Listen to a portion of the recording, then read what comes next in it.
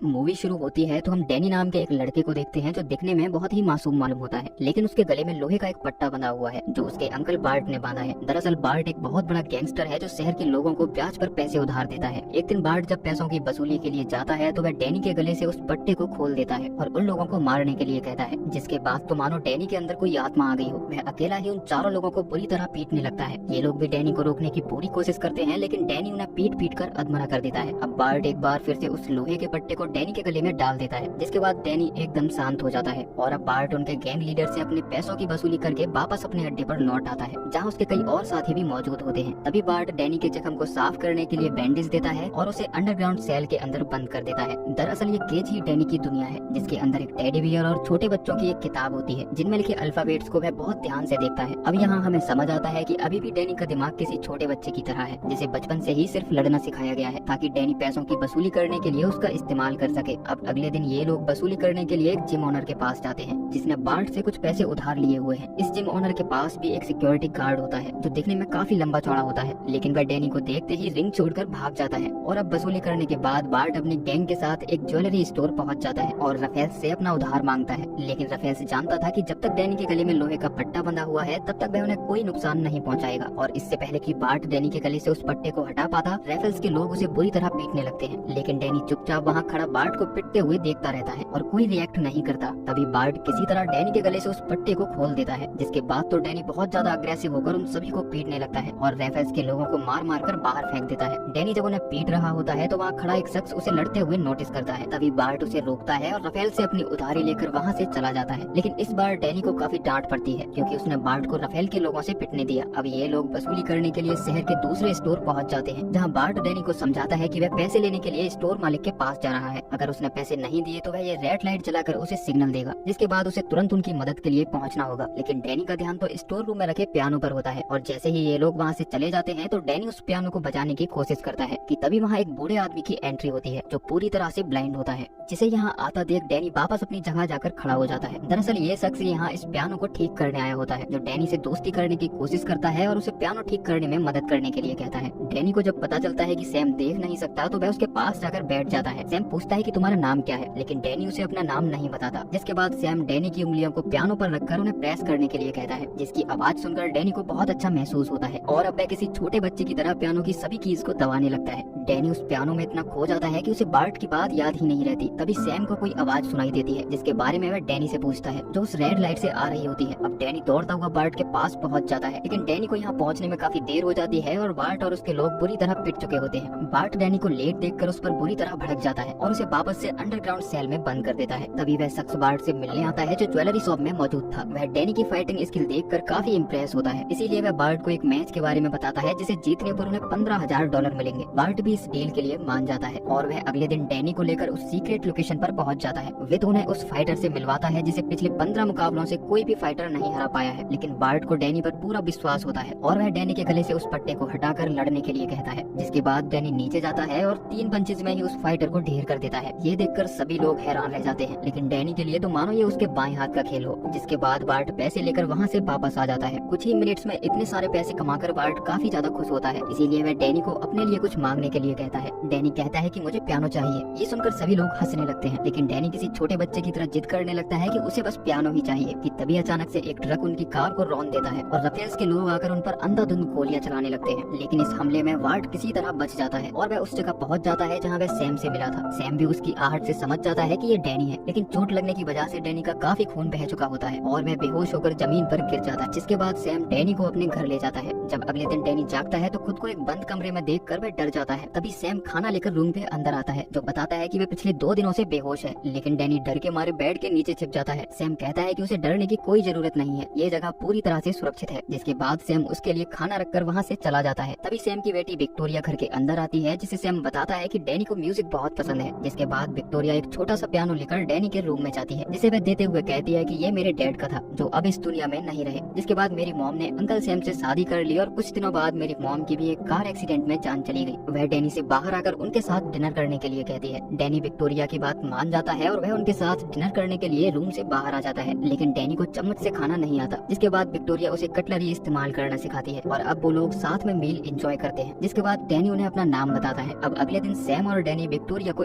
School छोड़ने जाते हैं, जहाँ विक्टोरिया डैनी के गाल पर किस करके उसे गुड बाय बोलती है। जिसके बाद सैम और डैनी सब्जी खरीदने के लिए सुपरमार्केट निकल जाते हैं। घर पहुंचकर डैनी खाना बनाने में सैम की मदद करता है। तभी वे फ्रिज पर लगी विक्टोरिया की तस्वीर देखता है। सैम बताता है कि विक्टोरिया के डैड उसके बहुत अच्छे दोस्त थे, जिनके गुजरने के बाद उन्होंने विक्टोरिया की मॉम से शादी कर ली। जब सैम डैनी से उसकी फैमिली के बारे में पूछता है तो वह बताता है कि उसे अपनी फैमिली के बारे में कुछ भी याद नहीं है। जिसके बाद वह विक्टोरिया को लेने स्कूल जाता है और वो दोनों आइसक्रीम खाने के लिए एक रेस्टोरेंट के अंदर जाते हैं। हालांकि विक्टोरिया डैनी से सैम को कुछ भी बताने के लिए मना करती है, लेकिन डैनी घर आते ही सारी बातें बता देता है और सैम से उन दोनों की डांट पड़ जाती है। डैनी इस फैमिली के साथ अब बहुत ज्यादा खुश रहने लगा है। जब रात होती है तो डैनी और विक्टोरिया साथ में पियानो बजाते हैं और साथ ही खूब सारा एंजॉय करते हैं। अब जब अगली सुबह वह सैम के साथ सब्जी लेने सुपरमार्केट जाता है तो वहाँ दो लोग आपस में झगड़ते हुए स्टोर के अंदर आ जाते हैं, जिन्हें देखकर वहाँ मौजूद सभी लोग घबराने लगते हैं। लेकिन उन्हें लड़ता देखकर डैनी बिल्कुल भी नहीं डरता। सैम ये देखकर हैरान रह जाता है। वह डैनी से पूछता है कि तुम्हें डर क्यों नहीं लगा। डैनी कहता है कि इसमें डरने जैसी कोई बात नहीं थी, वो लोग मुझसे नहीं लड़ रहे थे। सैम पूछता है कि जब तुम यहाँ आए थे तो तुम्हें वो चोट कैसे लगी थी।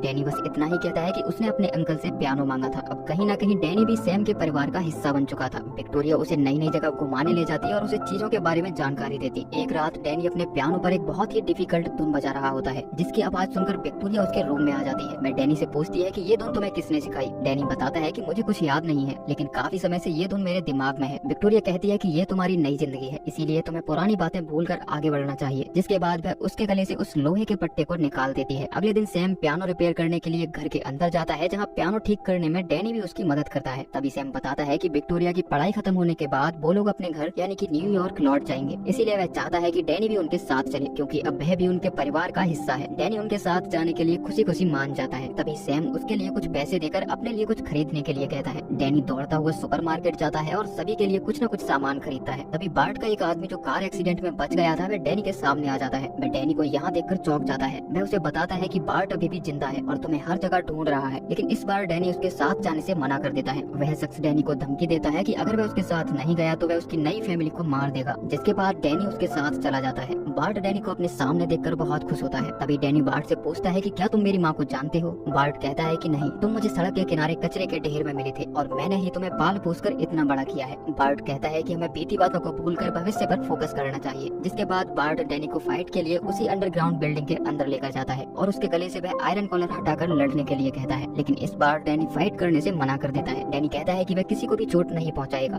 बार्ट पहली बार डैनी के मुंह से ये शब्द सुनकर चौंक जाता है। वह डैनी को लालच देता है कि अगर वह इस फाइट को जीत गया तो वह उसे बड़ा सा पियानो दिलाएगा, लेकिन डैनी फिर भी लड़ने से मना कर देता है। जिसके बाद बार्ट को गुस्सा आ जाता है और वह डैनी को उस रिंग में धकेल देता है। जिसके बाद वह दूसरा फाइटर डैनी पर अटैक कर देता है, लेकिन डैनी उस पर काउंटर अटैक नहीं करता, वह सिर्फ खुद का बचाव करता है। हालांकि डैनी को उसे पीटने के लिए कई मौके मिलते हैं, लेकिन वह ऐसा नहीं करता। ये देखकर वहाँ खड़ी भीड़ बोर होने लगती है और लड़ने के लिए डैनी को उकसाने लगती है। जिसके बाद खेल को और मनोरंजक बनाने के लिए 3 और फाइटर्स को रिंग में उतार दिया जाता है, यानी कि अब डैनी को अकेले ही उन 4 फाइटर से लड़ना होगा। वो लोग उसे पीटने लगते हैं, लेकिन डैनी खुद को डिफेंड करना जारी रखता है और उन लोगों पर कोई हमला नहीं करता। तभी बार्ट कहता है कि अगर उसने इन लोगों को नहीं मारा तो ये लोग उसे मार देंगे। जिसके बाद डैनी के अंदर का फाइटर फिर से जाग जाता है और वह उन 4 फाइटर्स को पीटना शुरू कर देता है। हालांकि डैनी किसी भी फाइटर को जान से नहीं मारता, बस वह उन्हें जख्मी करके छोड़ देता है। लेकिन बार्ट गुस्से में उनमें से एक फाइटर को शूट कर देता है। बार्ट इस घटना से काफी नाराज होता है और वह डैनी को पीटकर उस आयरन केस के अंदर बंद कर देता है। वहीं दूसरी तरफ विक्टोरिया और सैम को डैनी की चिंता होने लगती है और वो दोनों उसे लेकर काफी परेशान होते हैं। वहीं जब बार्ट और उसके लोग वहाँ से चले जाते हैं तो डैनी उस केज से बाहर आकर कुछ पुराने फोटोग्राफ्स देखने लगता है। तभी उसे बार्ट की एक काफी पुरानी तस्वीर मिलती है, जिसमें डैनी किसी महिला के पास बैठा होता है। डैनी तस्वीर देखकर समझ जाता है कि ये लेडी उसकी माँ है। अब वह गुस्से में बार्ट के पास जाता है और उसे सच बताने के लिए फोर्स करता है। जिसके बाद बार्ट कहता है कि तेरी माँ एक वेश्या थी जिसे मैं काफी पसंद करता था, लेकिन जब वह इस दुनिया से चली गई तो मैंने ही तेरी परवरिश की। वह डैनी को बीती बातें भूलकर उसका साथ देने के लिए कन्विंस करता है ताकि वो लोग फाइट जीतकर खूब सारा पैसा कमा सके। जब वो लोग रास्ते में जा रहे होते हैं तो बार्ट कहता है कि हम सब एक परिवार हैं और परिवार हमेशा साथ रहता है। तभी डैनी को विक्टोरिया और सैम की बातें याद आने लगती हैं। जिसके बाद वह कार ड्राइवर पर हमला कर देता है, जिसकी वजह से उनकी कार पलट जाती है। डैनी किसी तरह कार से बाहर आकर अपनी नेक से उस पट्टे को खोल देता है और एक बार फिर से सैम और विक्टोरिया के पास पहुंच जाता है, जिन्हें वह तस्वीर दिखाता है जिसमें डैनी की माँ एक पियानो बजा रही है। विक्टोरिया उस फोटो की सभी डिटेल्स अपने डैड को बताती है, जिसके आधार पर सैम उन्हें एक अकेडमी लेकर जाता है, जहाँ वो लोग वहाँ की डायरेक्टर से डैनी डैनी की मॉम के बारे में पता करते हैं। खुशकिस्मती से उस डायरेक्टर को डैनी की मॉम याद होती है। डायरेक्टर बताती है कि वह एक काबिल म्यूजिशियन थी, उसका एक बेटा भी था, लेकिन एक दिन अचानक से वह कहीं गायब हो गई। डायरेक्टर को डैनी की मॉम की एक फोटो और उनके म्यूजिक के कुछ नोट्स मिलते हैं, जिन्हें वह डैनी को दे देती है। तभी विक्टोरिया भी उसी धुन को बजाने लगती है जो डैनी की मॉम बजाया करती थी। उस धुन की आवाज सुनकर डैनी के दिमाग में उसके बचपन के विजन्स आने लगते हैं, जिनमें बार्ट कुछ लोगों के साथ डैनी के घर आता है और उसकी मॉम के साथ जबरदस्ती करने की कोशिश करता है। जब वह इसका विरोध करती है तो वह डैनी के सामने ही उसकी मॉम को गोली मार देता है और डैनी को किडनैप करके अपने साथ ले जाता है। वहीं बार्ट को दिखाया जाता है जो उस कार एक्सीडेंट में फिर से बच जाता है। वह उस सुपरमार्केट के एम्प्लॉय को डरा धमका कर सैम के घर का एड्रेस पता कर लेता है और इससे पहले कि डैनी, सैम और विक्टोरिया यहाँ से भाग पाते, बार्ट अपने आदमियों के साथ यहाँ आ जाता है। उन्हें यहाँ आता देख डैनी, सैम और विक्टोरिया को घर के बेसमेंट में छुपा देता है और अकेला ही बार्ट के लोगों के साथ फाइट करने लगता है। बार्ट किसी भी कीमत पर डैनी को जिंदा पकड़ना चाहता था, इसीलिए वह अपने साथ एक समुराई को लेकर आया है। वहीं डैनी उन लोगों से लड़ते हुए टेरिस पर पहुंच जाता है और उनको चकमा देकर एक चिमनी के जरिए घर के अंदर आ जाता है, जहां उसका सामना उस खतरनाक समुराई से होता है जो डैनी को विंडो से बाहर फेंक देता है। लेकिन डैनी वहां लगी रस्सी को पकड़ लेता है, जिसे वह समुराई अपनी तलवार से काट देता है। लेकिन डैनी कूदकर दूसरी बिल्डिंग के अंदर पहुंच जाता है, जहां डैनी इस समुराई को हराकर विंडो से नीचे फेंक देता है, जो बार्ट की कार के ऊपर आकर गिरता है। अब बार्ट डिसाइड करता है कि वह खुद जाकर डैनी को मारेगा, लेकिन तभी बार्ट के लोग डैनी पर गोलियां चलाने लगते हैं। लेकिन डैनी उनसे छिपते हुए इस रूम में आ जाता है जहाँ सैम और विक्टोरिया छुपे हुए हैं। तभी उसका सामना बार्ट से होता है जो उसे इमोशनली ब्लैकमेल करने लगता है और उसे अपने साथ घर ले जाने की बात कहता है। बार्ट फिर से उसे पट्टा पहनाने की कोशिश करता है, लेकिन इस बार डैनी उसकी चाल समझ जाता है और वह उस पर हमला करके उसे जान से मारने लगता है। लेकिन तभी सैम और विक्टोरिया उसे ऐसा करने से रोक लेते हैं। हालांकि बार्ट उसे बार बार उकसाने की कोशिश करता है कि कैसे उसने डैनी की मॉम को मारा था। तभी सैम उसे चुप कराने के लिए वहां रखे पॉट को उसके सर पर जोर से मारता है और बार्ट बेहोश हो जाता है, जिसके कुछ देर बाद उसे पुलिस कस्टडी में भेज दिया जाता है। अब कुछ दिन बाद डैनी और सैम एक पियानो कंपटीशन अटेंड करने जाते हैं, जहां विक्टोरिया परफॉर्म करने वाली है। वह डैनी के लिए उसी धुन को बजाती है जो धुन उसकी मॉम बजाया करती थी। इस धुन की आवाज सुनकर डैनी काफी इमोशनल हो जाता है, लेकिन वह अपने इस नए परिवार के साथ काफी खुश होता है और इसी के साथ ये मूवी एंड हो जाती है। आशा करता हूँ कि ये कहानी आपको जरूर पसंद आई होगी। मिलेंगे आपसे अगली वीडियो में, तब तक के लिए जय श्री कृष्ण।